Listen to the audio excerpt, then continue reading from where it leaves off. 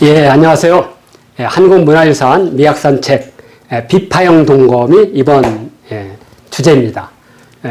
뭐 비파 모양처럼 생겼다고 하는데 뭐 저는 참 많이 봤거든요. 뭐 전혀 비파 모양도 아니에요.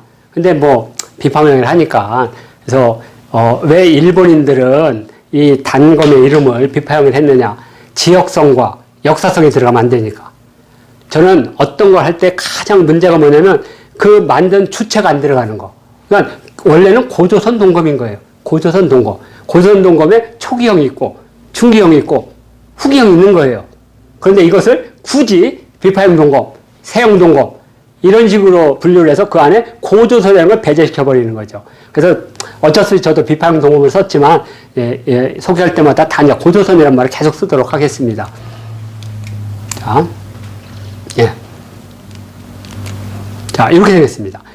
제가 여기에다가 이렇게 누런 이걸 준 것은, 요게 원래의 동검이니까. 근데 세월이 지나면 다 이렇게 변해요. 변해. 그래서 아이들은 동검이 진짜 푸른색으로 나온 줄 알아요. 그래서 이렇게 원래 색인, 이렇게 보여드리는 겁니다.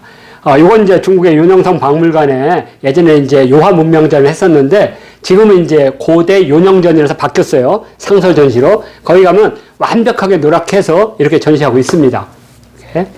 근데 이제 우리나라는 출토된 그대로 이렇게 전시를 하죠. 그래서 저는 가능하면 이렇게 모조 복제품 하나를 좀 원래 색깔로 해놓으면 아이들이 원래 이렇게 나와 있는데 색깔이 지나면 청동으로 되는구나. 그러니까 원래는 청동 단검이 아닌 거죠. 황동 단검인 거죠. 자, 이렇게 하겠습니다. 자, 청동 생산은 그냥 6단계가 있습니다. 근데 이게 왜 과학이라고 하느냐? 신석시도 과학이 들어가지만 이 금속은 눈에서 보이지 않는 거예요. 그러니까 우리가 돌로 칼을 만들거나 나무로 칼을 만들거나 뭐 흙으로 뭘 빚는 것은 눈에 보이는 사물이지만 이 금속은 눈의 육안으로 확인이 안 되고 종류가 많아요. 이걸 어떻게 했냐? 이건 오랜 관찰을 통해서, 그리고 그러한 광석들이, 그래서 은광석, 동광석, 뭐 금광석, 광석마다 각각 다른 특성들을 알았을 때 가능한 거예요. 그래서 이렇게 광물을 채취합니다. 이것은 녹송석이라고 하는데요. 그러면 이 광물이 뭐냐? 사실은 이게 옥이 아니고 녹송이라고 해요. 왜냐하면 푸를 녹자에다 소나무 성자. 그러니까 소나무 같은 색깔의 돌이다. 근데 사실은 굴입니다. 청동. 이 안에 들어가 있는 거예요. 녹송석은 청동의 원석이에요. 원석. 그래서 이걸 녹이면, 근데 이제 사람들이 이렇게 산에 뭐 불이 났거나 어디 갔을 때 이러한 돌들을 봤을 거 아니에요. 이게 얼마나 이뻐요. 그러니까 이런 것들을 어디에 화덕 사이에다 이렇게 뒀을 거예요. 근데 화덕의 온도가 확 오르니까 이게 일부가 녹을 수도 있고, 근데 어떤 아이가 이걸 딱 만들었는데 손을 뱄을 수 있어요. 그러면 이걸 녹이면 뭔가 이상하게 날카로운 게 있는데 그것이 사람 손을 베는구나.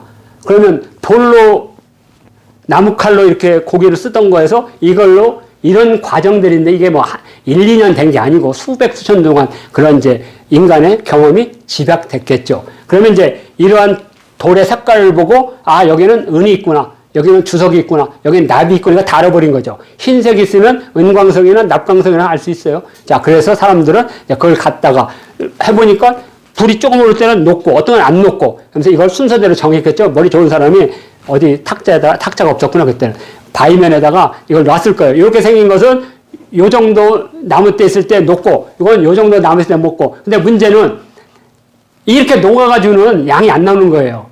왜? 대부분 광석이 안에 있으니까. 그럼 방법이 뭐냐? 2가지 방법을 쓰는 겁니다. 이걸 무조건. 하여튼 작게 깨서 하나는 물에다 담궈서 끊임없이 돌려요. 그러면 이 금속의 비중에 따라서 높낮이가 있거든. 근데 이건 너무나 많은. 그래서 이것은 아주 고급의 금속을 할 때는 비중을 하는 방법이 있지만, 일반적인 그냥 그 불순물이 많은 것은 잘게 깬 후에 감에다 놓고 녹이는 방법. 그러니까 불순물이 있기 때문에 900도에 녹을 게 한 700도면 녹고, 700도 녹을 게 500도면 녹아요. 그 대신 불순물이 많다는 거죠. 불순물이 많다는 것은 다른 산소와 만날 때 바로 녹이 쓴다는 거죠.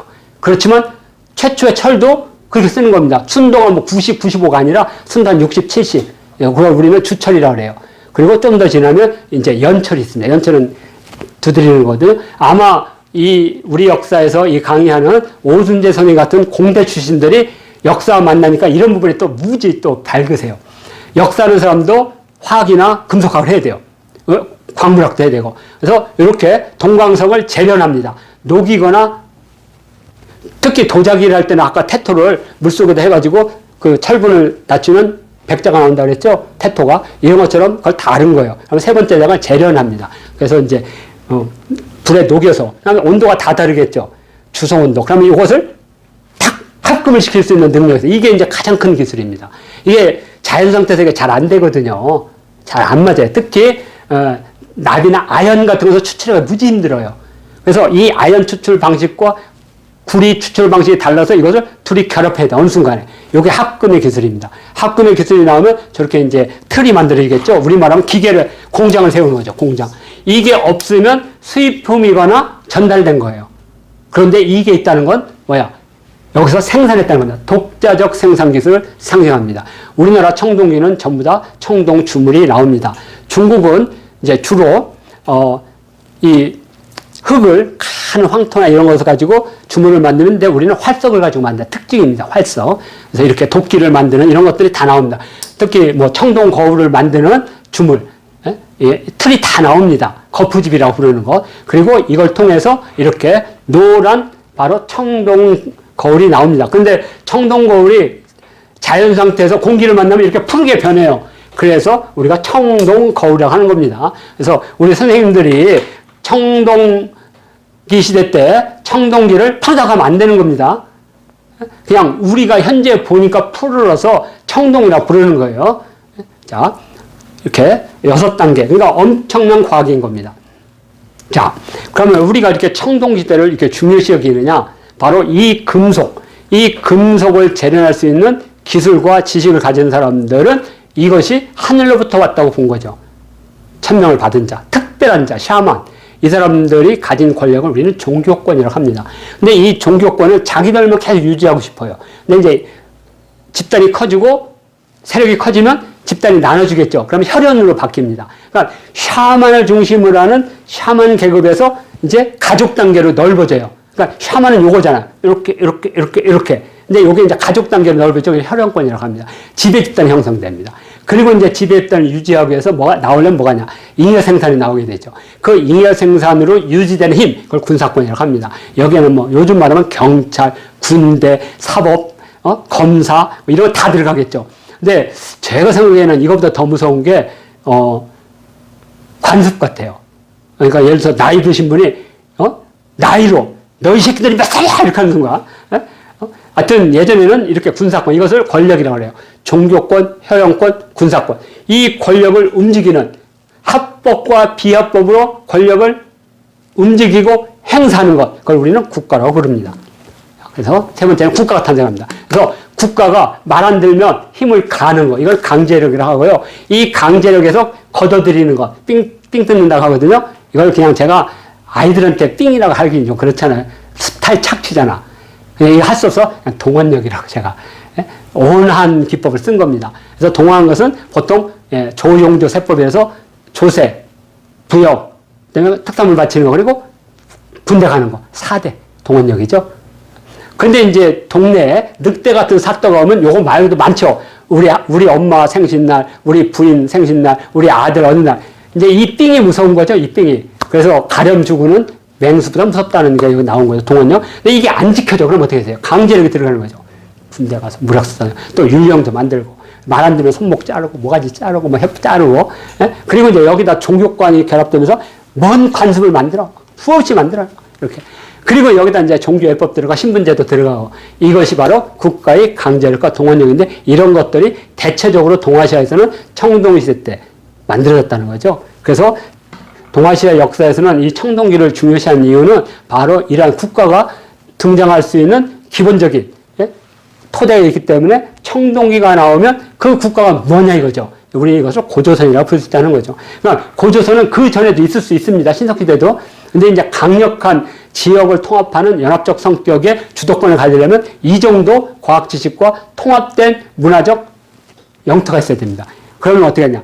나만 가지고 있으면 이게 지배력이 없는 거죠. 그러면 내가 가지고 있는 청동 거울이 여기도 있고, 여기도. 그래서 나는 이만하고, 얘는 요만하고, 얘는 요만하고. 이래야지 이게 누충적으로 지배관계가 형성되죠. 그래서 모든 나라가 동일할 때는 거울 크기가 동일한 거고요. 거울 크기가 다르면 여기는 분명히 누충적 관계가 있다는 거죠. 그래서 이것을 우리는 고조선을 연합국가로 봐야 된다는 거죠. 하나의 단일화된 제국이 아니라 다양한 소국이 있고 소국들이 또 모여서 중국을 만들고 중국이 모여서 대국을 만들고 그 대국의 실적인 통치 권한을 가진 종교권, 군사권 이걸 가진 사람을 우리는 태ong그리칸 단군이라고 부르지 않았을까 이렇게. 그러면 그 단군 시대에 청동기가 나온다는 그 지역에 이 청동기를 바탕으로 하는 국가 권력이 있다는 걸 우리는 확인할 수 있다는 거죠. 자, 그러면 이제 고조선의 특징이 있는 이제 청동시대에 이러한 어느 특정한 권역을 지배하고 그 전역을 하나의 문화권으로 만드는 지배력. 그러면 같은 유상이 나오게 되는 거죠. 그러면 비파형 동검, 청동방울, 청동거울, 미송령 토기, 고인돌 무덤이 하나의 이걸 우리는 공반유물이라고 해요. 함께 나온다 해서 공반유물. 공반유물이 다른 지역과 구별된다는 것은 다른 지역의 문화권과 이 지역의 문화권이 다르다는 걸 표시하는 거고요. 또 하나는 이러한 공반유물이 어느 한 시대 100년에 나오면 그 지역을 지배했다 사라져간 거지만 100년, 200년, 300년, 500년 하면 지배력이 지속됐다는 거죠. 그리고 그 다음 세대, 권력이 바뀌었는데 이런 유물적 성격이 있다는 것은 문화적 개성성이 있다는 거고 역사적 개성성이 있다는 거죠. 그렇기 때문에 우리는 고조선의 지표 유물이 그 다음 세력인 한사군에서 나올지 부여에서 나올지 보면 알잖아요. 부여에서 안 나오잖아요. 그러면 죄송합니다. 뭐 한사군에서 나왔다고 하는데 한사군에서 안 나오잖아요. 그러면 한사군이 고조선 어디를 지배하든 아무런 의미가 없는 거죠. 왜? 문화적 지배력이 없는 거죠. 그러면 고조선 때 이러한 문화적 지배가 고구려나 신라에 나타나고 있어요. 그러면 문화적 개성성은 낭랑이나 중국의 식민성은 아니죠. 전혀 관계가 없는 거죠. 문화적 개성성은 이쪽에 있는 거죠. 그래서 중요하다는 거죠. 근데 여기에 미싱 링크가 있어요. 잃어버린 고리. 그게 뭐냐? 철기였어요. 철기는 다음에 할 겁니다. 근데 철기가 이미 BC 7세기 5세기에 부여져서 나오고 있다는 거죠. 예전에는 우리 맨날 역사에서 이렇게 배웠어요. 위만 세력이 가져왔다, 연나라에. 말도 안 되는 얘기예요. 위만이 온 데가 BC 195년인데 이미 500년, 300년 전에 이미 철기가 나오는데 말이 됩니까? 하여튼 근데 아직까지도 지금 몇 년이야 지금 우리나라가 독자적인 역사가 생긴 지 벌써 70년, 80년 전에 그걸 하고 있는 거죠. 자, 그래서 이게 중요하죠. 고조선의 지표유물. 그래서 우리가 뭐 한국사 무슨 능력검정 시험할 때 이런 걸 이렇게 보여주고 요것에 맞는 뭐 지도, 문화권에서 이렇게 시험 문제도 많이 나오는 거니까. 그래서 고조선 청동기 문화는 고조선 문명의 독자성. 그 다음에 청동 재련하는 과학기술은 전능체가 있다는 거. 그리고 이런 것들이 결국에는 고조선의 세력권이라는 것을 우리가 확인할 수가 있는 거죠. 그래서 예전에 KBS 역사집회에서 이렇게 북방식 동검과 중국식 동검과 비파형 동검은 모양과 성격과 이게 완벽하게 달라요. 근데 이것을 직접 보면 더 확실하죠. 그러면 중국식 동검이 우리에 나왔느냐? 거의 없어요. 나오지도 않아. 그런데 이제 우리나라 동검 중에 북방식 동검이 결합된 형태는 나옵니다. 그것은 문화적 교류가 있었다는 거예요. 그래도 1500전이 넘는 비파형 동검은 그냥 비파형 동검이에요. 그러면 무슨 차이가 있느냐? 북방식 동검이라는 초원의 동검과 중국식 동검은 일체형입니다. 하나의 주물에서 하나 떴다는 거예요. 우리는 겉날과 손잡이와 겉머리가 각각 다르게 나온다. 그러니까 조립식과 일체형은 완벽하게 다른 겁니다. 그러니까 우리가 TV를 볼 때 비디오가 같이 있으면 일체형인데 비디오와 TV가 분리가 되면 조합이죠. 조립형. 그래서 이건 완벽하게 다른 거다. 문화권 자체가 다른 거다. 그래서 이렇게 그림으로 이렇게 표현했던 겁니다. 역사집회에서. 자, 그리고 지도. 이 지금 고조선의 지표물이 나오는 게 이거였습니다. 그래서 예전에 6차 교과 과정인가 거기서 이 고조선이 이제 들어갔어요. 그러니까 옛날에 고조선이 맨날 평양 이렇게 들어갔었죠. 이렇게 들어가다가 드디어 이 지도가 나와서 난리가 났습니다. 우리 역사학에서 성명서 내고 이런 뻥 같은 그림을 그렸느냐. 근데 더 중요한 것은 중국에서 항의를 했습니다. 어떻게 우리 땅에 고조선이 있느냐. 역사 침탈이다. 그래가지고 그 다음 개정판에서 안타깝죠. 안타깝지만 그러면 말장소 이쪽으로 옮기자. 그래서 여기를 뺀 겁니다. 하여튼 재밌는 나라입니다.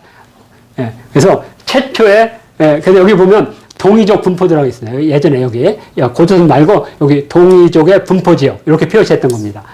그러다가 이걸 뺀 거예요. 싹 딱 여기가 빠진 겁니다. 그래서 그래도 이런 지도가 있다는 게 어떤 겁니다. 근데 이제 이 지도를 그렸는데 또 하나가 이게 문제가 있습니다. 두 개가 문제인데 하나는 마이장성 쪽에 있는 비파형동금의 분포도를 뺀 거죠. 뺐어요. 또 하나가 우리 아이들한테 이런 거 보여줘야 돼. 뭐냐? 아니 갑자기 여기가 고조선 땅인데 아니 미친 이거 욕해도 됩니까? 아니 어떻게 여기가 이렇게 바뀌었어? 여기 고조선 땅이 아니에요. 아니 이런 지도가 어디 있습니까 세상에? 자, 그러니까 우리나라 역사학계의 역사를 보는 시각이 정말 문제가 많다면 이 지도를 통해서도 알 수가 있습니다. 자, 그럼 여기 땅은 뭐냐 이거죠. 고조선이 아니면.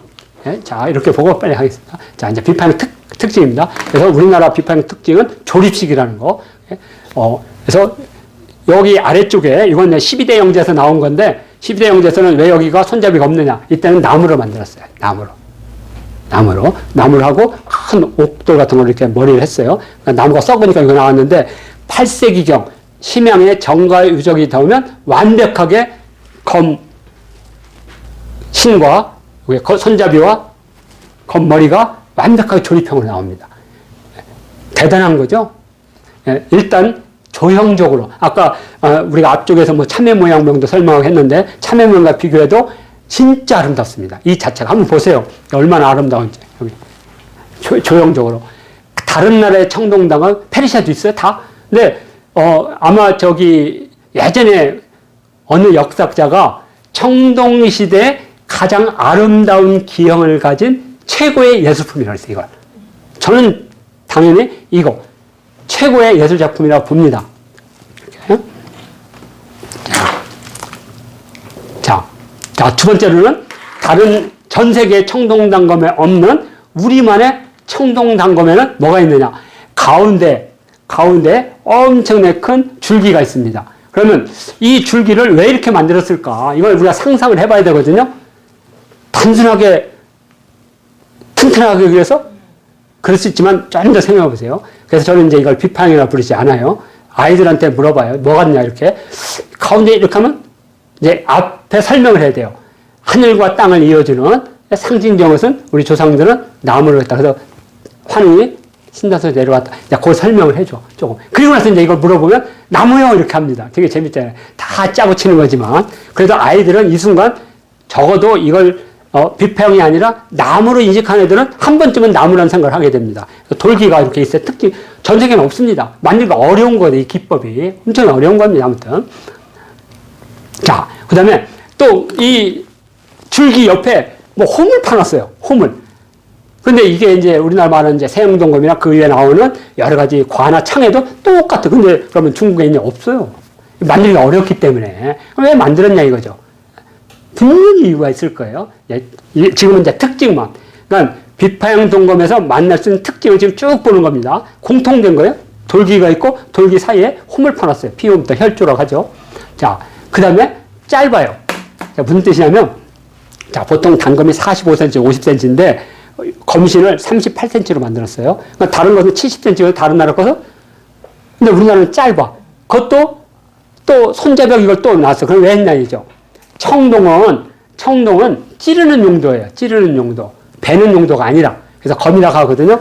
그래서 찌르는 용도는 검이고, 자르는 용도는 도라 그래요. 그래서 검은 양날이고, 도는 외날이에요. 부엌칼이 대표적인 도입니다. 부엌칼은 오징어의 배를 찔는 용도가 아니잖아요. 자르는 용도잖아요. 무도 자르야 되고. 그래서 이걸 도라고 합니다. 그래서 도는 위가 단단해야 돼요.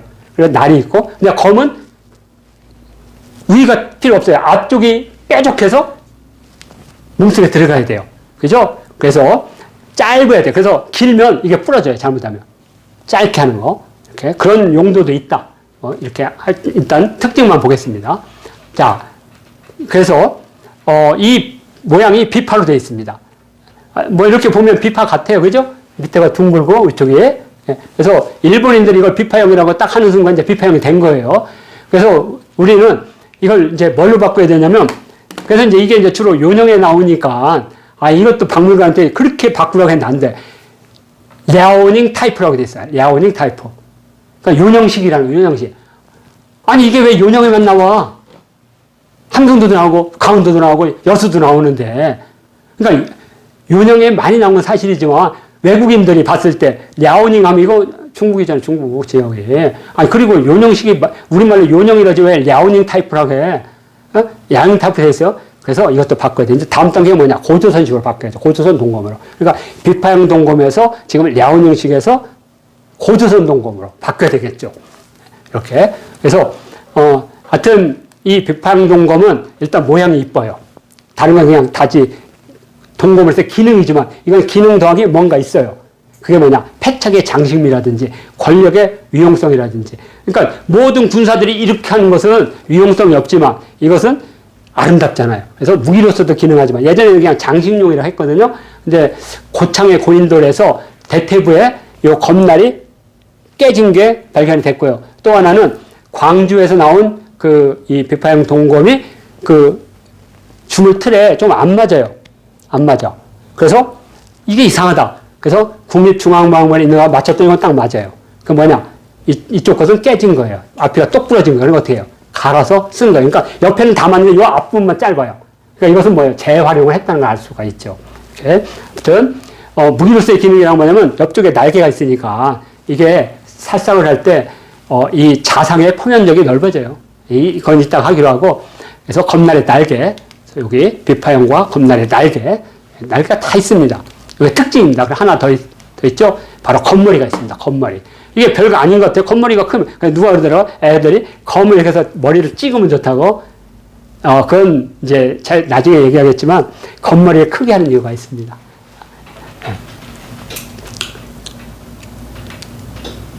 자, 한번 보겠습니다. 과학산 책인데요.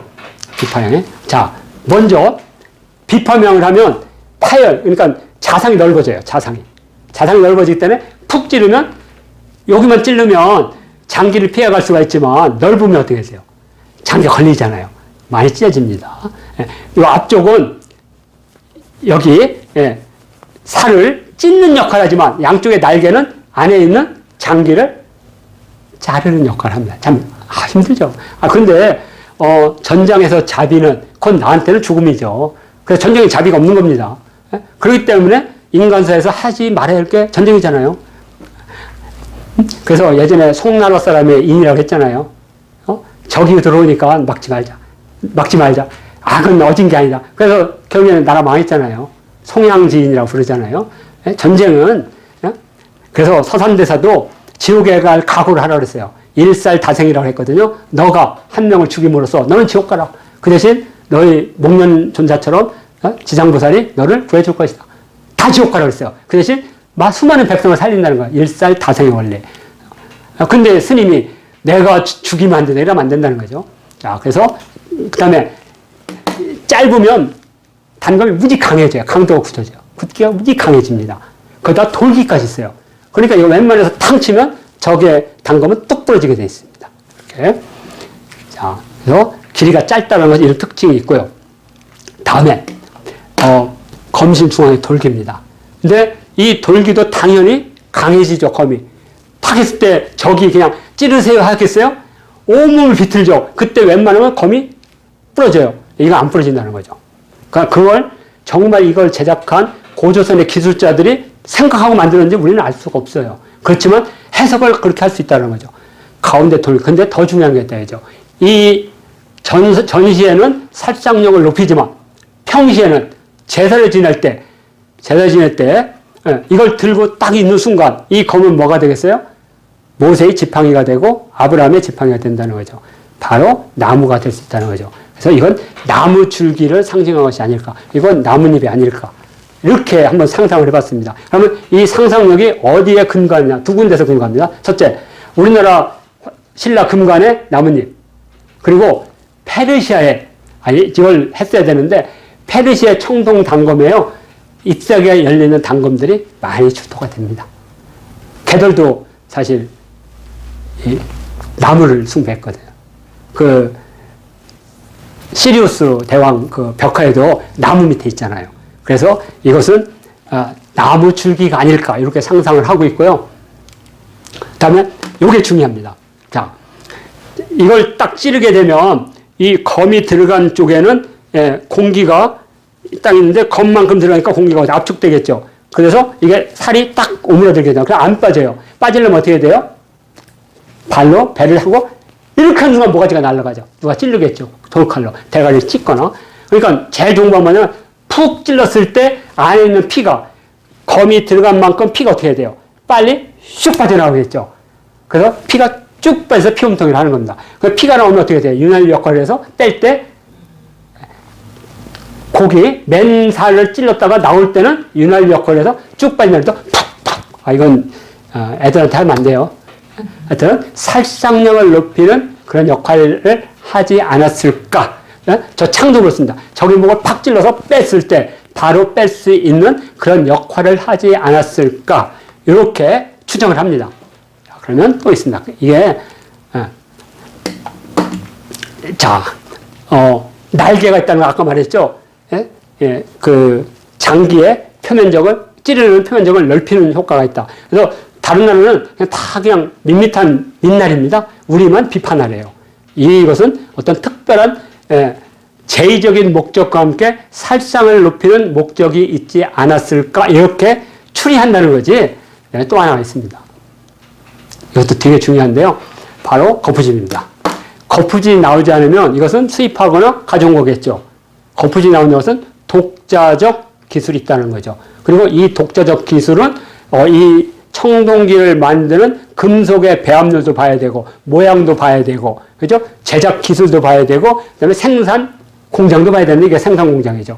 그리고 이것을 지속적으로 2000년 동안 만들었으니까 만든 기술 집단이 있고 이것을 우리는 뭐냐면 권력의 광역화를 이것이 이제 같은 문화권을 가진 세력한테 하나의 연합적 성격을 가진 동일한 종교적 광역화, 정치적 광역화, 군사적 광역화를 이룬다는 거죠. 어떤 방식으로 군사를 동원하고 어떤 방식으로 제의를 하지 그건 이제 다른 쪽에서 얘기할 거고 상상을 할 수 있다는 거죠. 이걸 권력의 광역화입니다. 이것을 다른 말로 뭐냐면 문화권이라고 부르거나 세력권이라고 부르는 겁니다. 고조선 문화권, 고조선 세력권. 자, 그리고 조립식. 아까 말한 대로 이 조립식은 재활용이 가능해요. 앞뒤 부러지면 요것만 갈거나 나중에 손잡이가 했으면 손잡이만 가르고 그렇지만 저는 미학적 목적도 무지 강하다고 봐요. 이걸 딱 가지고 있을 때, 종교적 제의를 할 때, 일단 아름답습니다. 이렇게 설명을 하고 계속 하나 더 하겠습니다. 바로 건물입니다. 많은 분들이 그 드라마에 보면 장군이 칼을 탁 들고 샥 들으면 20명이 죽죠? 현실은 그게 불가능하거든요? 현실은 5명도 못 죽여요. 왜? 대부분 언제 죽이냐면 도망갈 때. 무서워서 공포감도 도망갈 때 대량 살상이 있는 거예요. 서로 싸울 때는 그냥 여기 절반 죽고 여기 절반 죽는 겁니다. 아니 내가 죽는데 내가 이렇게 하고 목을 대겠어요? 나도 그러면 한 사람이 싸울 때는 땀이 비처럼 쏟아져요. 그러면 이거 잡을 수가 없습니다. 실제 우리가 검 연습을 하다면 한 10분만 하면요 땀 때문에 이걸 들을 수가 없습니다. 그래서 예전에는 여기다가 그 명줄에서 땀을 묶는 겁니다. 빠지지 말도록. 그리고 부여시대나 고구려시대 때는 둥근 머리칼을 만들고 여기다 끈을 해서 묶었습니다. 이렇게. 그러지 안 떨어져요. 그러면 이걸 어떻게 됐어요? 겉머리를 한 겁니다. 그러니까 중국은 그게 없어요. 그냥 이렇게 민날이야, 이렇게. 그리고 우리는 겉머리가 커요. 그러면 같이 싸우다가 팍 찔렀어요. 쭉 했는데 저쪽은 손만 빠져. 미끄러워서. 땀이 나서 손만. 근데 여기 어떻게 했어요? 턱이 있잖아요. 이것도 무지 큰 역할이라는 거죠. 그리고 이제 농담으로 이제 전장에서 쉬고 있는데 누군가 도토리를 깨웠어. 많이 따왔어. 근데 다른 애들은 돌 가져갔는데 이 사람은 우아하게 탁 하지 않습니까? 우리가 농담을 많이 해요. 바로 이러한 미학적인 목적도 있어야 되고, 전투적인 목적에서도 있어야 되고, 다양한 형태가 들어갔다는 거죠, 여기에. 그래서 요 제품, 조형 12대 영재나 이런 데 나와 있는 이 검은 당대 최고의 검입니다. 요걸 이렇게 원형으로 복원한 겁니다. 이렇게. 자, 이렇게 해서 이제 한국미학산책, 비파형동검 과학산책을 마치도록 하겠습니다.